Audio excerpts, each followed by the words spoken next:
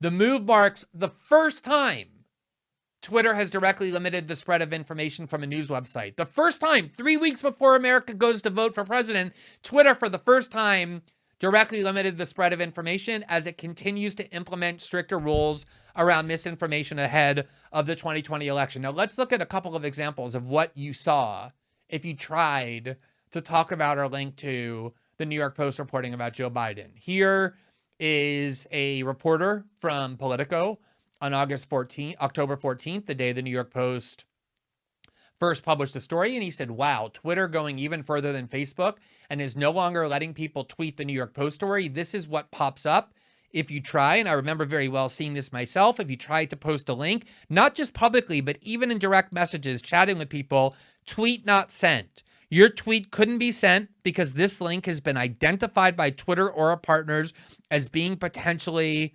harmful. The next day, an actual editor of the New York Post, Sabra Mamari, went onto Twitter and said, Twitter is censoring us again. This was the China story, now not just the Ukraine story.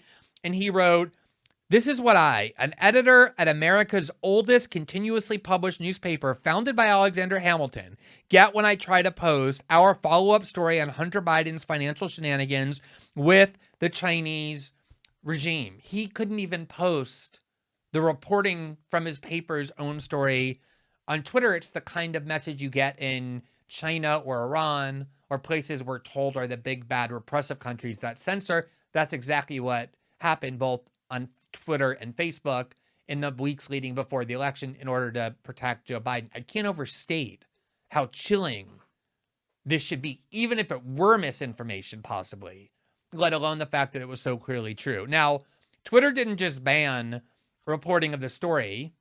They also locked the New York Post out of their own account for 2 weeks.